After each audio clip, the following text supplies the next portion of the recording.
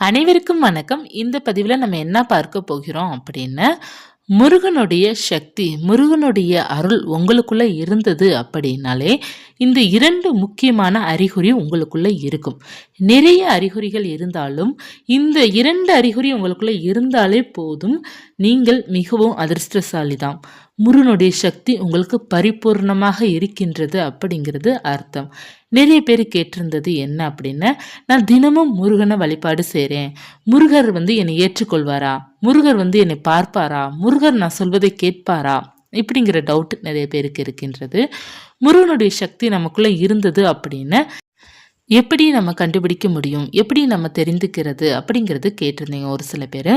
அவர்களுக்காக தான் இந்த பதிவு நான் சொல்கிறேன். அதாவது முருகனுடைய சக்தி நமக்குள்ளே இருக்கின்றது அப்படின்னா நிச்சயமாக நம்மளால் உணர முடியும். அது ரொம்ப முக்கியம். ஏன்னா இறைவனை உணர்ற சக்தி தான் நமக்கு இருக்கின்றது. நம்ம எந்த இறைவனை பார்த்தீங்கன்னா நேரில் பார்க்க முடியாது, நம்மளால் உணரத்தான் முடியும். நம்ம நேரில் இறைவனை பார்க்குறோம் அப்படின்னா ஒன்று கனவுல பார்ப்போம், அப்படி இல்லைன்னா யாராவது ஒருத்தவங்க மூலமாக இறைவனே நமக்கு உதவி செய்கிற மாதிரி அப்படிங்கிற மாதிரி நம்ம பார்ப்போமே தவிர, நேரில் நமக்கு நேராக எந்த இறைவனை நம்மளால் பார்க்க முடியாது. இறை சக்தியை நம்மளால் உணர மட்டும்தான் முடியுமே தவிர, நேரில் யாராவது ஒருத்தவங்க மூலமாக தான் நம்ம பார்க்க முடியுமே தவிர, அதே கடவுள் இப்போ முருகனை நீங்கள் பார்க்குறீங்கன்னா அப்படியே நம்ம முன்னாடி நிற்க மாட்டார். அவர் நம்மளை உணர வைப்பார். எப்படி நம்மளை உணர வைப்பார் அப்படிங்கிறது தான் நமக்கு முக்கியம். இறைவன் நீங்கள் இருக்கிறார் அப்படின்னு நீங்கள் முதல்ல நம்பினா தான் அது இறைவன் அந்த இடத்துல இருக்கிறார். நீங்கள் நம்பலை அப்படின்னா அது இறைவன் கிடையாது, அது வெறும் சிலை தான், அது வெறும் படம் தான். அந்த இடத்துல எனக்கான முருகர் அங்கே இருக்கிறார், அவர் என்னை பார்க்கிறார், அவர் என்னை கவனிக்கிறார் அப்படின்னு நீங்கள் பார்த்தால் மட்டும்தான், உங்கள் கண்ணோட்டத்தில் நீங்கள் அந்த இறைவனை பார்த்தால் மட்டும்தான் அந்த இடத்துல இறைவன் இருக்கிறார். இல்லைன்னா நம்ம வெறும் படத்திற்கு சுவாமி கும்பிடுற மாதிரி, வெறும் சிலைக்கு நம்ம சுவாமி கும்பிடுற மாதிரி தான் நமக்கு தெரியும். உணர்வு மூலமாக தான் நம்ம இறைவனை பார்க்க முடியும், உணரவும் முடியும். நம்ம இறைவனை வழிபாடு செய்யும்போது நமக்குள்ளே எப்படி அந்த உணர்வுகள் வரும், எப்படி அவருடைய சக்தி நமக்குள்ளே இருக்கும் அப்படிங்கிறத நம்ம எப்படி கண்டுபிடிக்க முடியும் அப்படின்னா, பொதுவாகவே பார்த்தீங்கன்னா இறை சக்தி நமக்குள்ளே இருக்கின்றது, நம்மளுடைய உடம்புக்குள்ளே இருக்கின்றது, இறை அருள் அதிகமாக இருக்கின்றது அப்படின்னாலே, முருகனுக்கு கற்பூர ஆரத்தி காமிக்கும்போது உங்களுடைய உடம்பு சிலிர்க்கும். புல்ல அரிக்குது சொல்லுவாங்க இல்லையா, அந்த மாதிரி நம்மளுடைய மேனி புல்ல அரித்தது அப்படின்னாலே இறைவன் நமக்குள்ளே இருக்கிறார் அப்படிங்கிறது 100% உண்மை.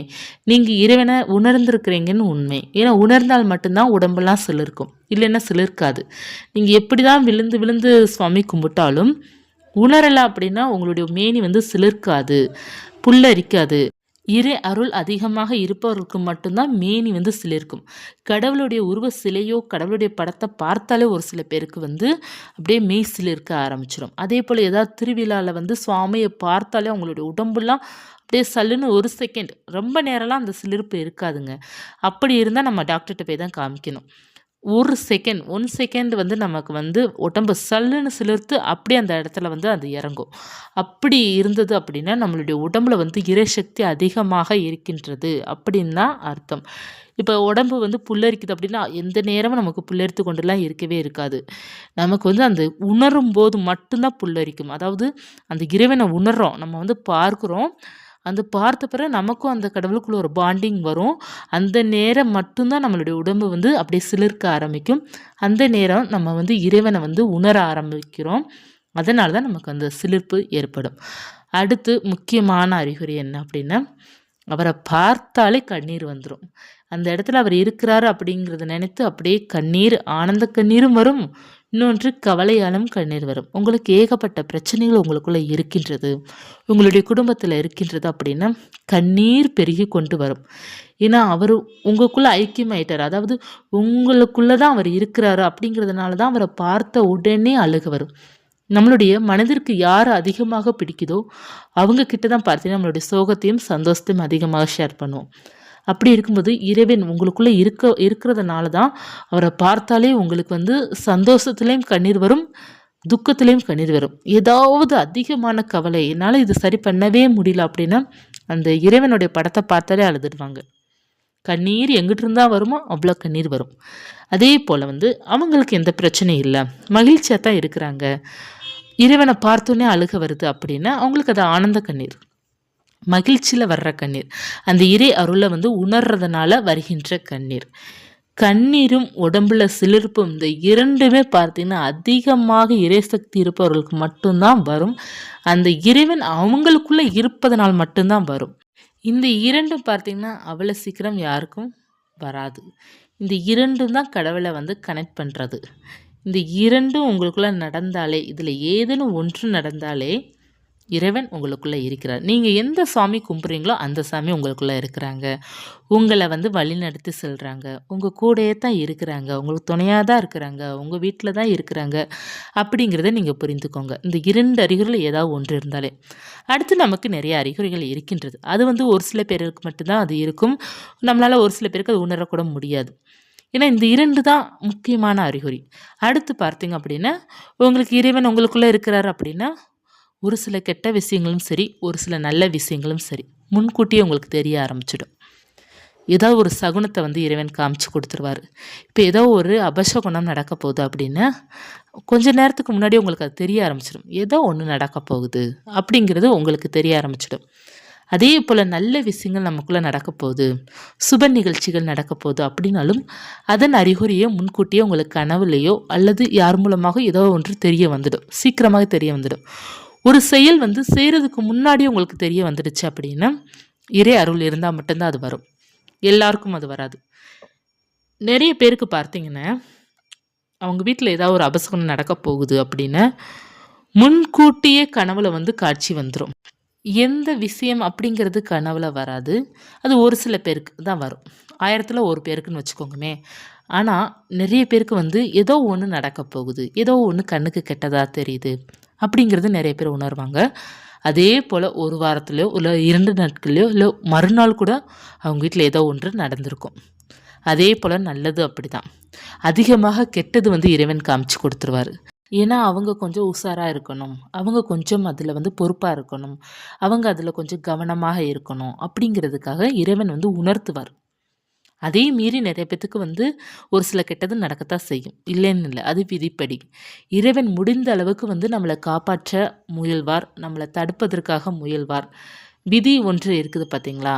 விதியை பார்த்தீங்கன்னா மதியால் வெல்ல முடியும் அப்படிங்கிறது நம்ம சொல்லுவோம். இருந்தாலும் விதி கூட நம்மளால் போட்டி போட முடியாது. நம்ம வந்து ஒரு சில முயற்சிகள் வேணால் நம்ம மதியால் வெல்ல முடியும். ஒரு சில முயற்சிகள் பார்த்தீங்கன்னா இறைவனே கட்டுப்படுத்திடும். அந்த விதி வந்து இறைவனுடைய கண்ணே கட்டிடும் அப்படிங்கிறதெல்லாம் சொல்லுவாங்க. அப்படிங்கிறதுலாம் உண்மைதான். விதியை வந்து ஒரு சில விதியை மட்டும்தான் நம்ம மதியால் வெல்ல முடியும். எல்லா விதியெல்லாம் வெல்ல முடியாது.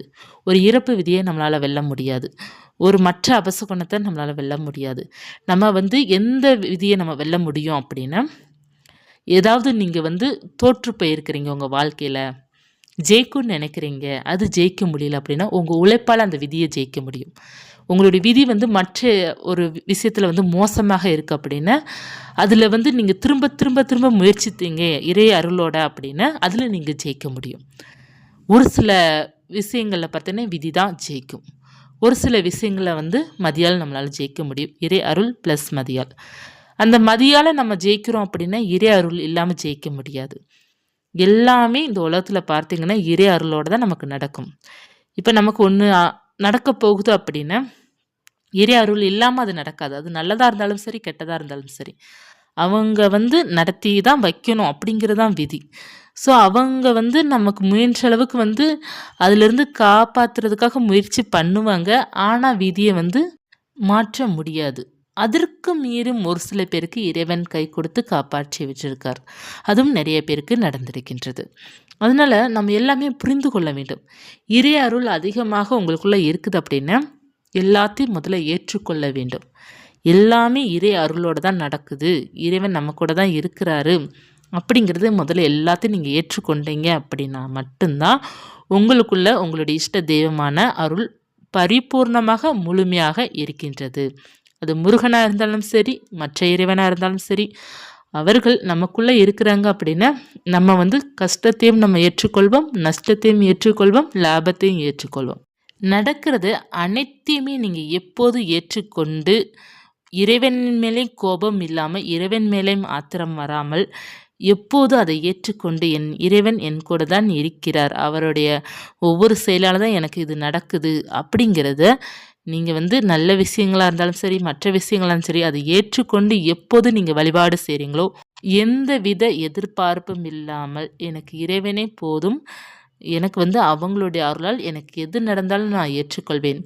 அப்படிங்கிறத முழுமையாக பிரார்த்தனை செய்து, முழுமையாக உங்களுடைய மனசை மாற்றாம, கோபப்படாம, அது ஏன் இப்படி நடந்துச்சு அப்படிங்கிறத ஆத்திரப்படாம, எனக்கு மட்டும் ஏன் இவ்வளோ கஷ்டம் அப்படிங்கிறத நீங்க சொல்லாம, "நீ என்ன குடுக்குறியோ நான் அத ஏற்றுக்கிறேன். எனக்கு சரி பண்றதுக்கு மட்டும் நீ தைரியத்த குடு. நான் சரி பண்ணிக்கிறேன். எல்லாமே எனக்கு நீ துணையாக மட்டும் இரு. எனக்கு அது போதும். நீ மட்டும் எனக்கு போதும்." அப்படிங்கிறத எப்போதும் அந்த மனது வருகின்றதோ, அப்போது நீங்க முருகனுடைய முழு பக்தராக நீங்க இருப்பீங்க. அவர் உங்கள விட்டு ஒரு நொடி கூட அவர் உங்கள விட்டு பிரிய மாட்டாரு. நமக்கு இறைவன் நம்ம கண் முன்னாடி நின்னா தான் அந்த இடத்துல இறைவன் அப்படிங்கிறது இல்ல. அவங்க பல ரூபத்தில் நம்ம கூட தான் இருப்பாங்க. அது நம்ம எப்போது உணர்கிறோமோ, அப்போது நம்ம முழுமையான முருகர் பக்தர்கள். முருகனுடைய பக்தர்கள் நீங்க முழுமையாக வந்துட்டீங்க அப்படின்னா, எதையுமே எதிர்பார்க்க மாட்டீங்க. யார்கிட்ட இருந்தும் எதிர்பார்க்க மாட்டீங்க. அளவுக்கு அதிகமான அன்பையும் எதிர்பார்க்க மாட்டீங்க, பணத்தையும் எதிர்பார்க்க மாட்டீங்க, மற்றவர்களிடமிருந்து பாசத்தையும், ஏக்கத்தையும் எதுவுமே எதிர்பார்க்க மாட்டீங்க. நீங்க உண்டு, உங்க வேலை உண்டு. மற்ற கடமைகள் சரியாக பண்ணுவீங்க. எல்லாத்தையும் பார்த்தீங்கன்னா, சரியா செய்வீங்க. அப்போது நீங்க முருகனுடைய சிறப்பான பக்தர் அப்படிங்கிறது நீங்க நினைத்துக் கொள்ளுங்கள். இந்த அறிகுறிகள் இருக்குது அப்படின்னா, மிகவும் மகிழ்ச்சியுடன் இருங்க. முருகர் எப்போதுமே உங்க கூட தான் இருக்கிறாரு. ஒவ்வொரு நொடியும் உங்க கூட தான் இருக்காரு. ஒவ்வொரு செகண்ட் நம்ம கூட ட்ராவல் பண்ணிக்கிட்டே தான் இருக்கிறாரு முருகர். இந்த பதிவு உங்களுக்கு உபயோகமாக இருக்கும்னு நினைக்கிறேன். இருந்ததுன்னா லைக் பண்ணிக்கோங்க. இது போன்ற முருகன் பற்றிய சுவாரஸ்யமான தகவல்லாம் தெரிந்து கொள்ளணும் அப்படின்னா, ராஜி செல்வம் யூடியூப் சேனலுக்கு சப்ஸ்கிரைப் பண்ணி வச்சுக்கோங்க. நன்றி.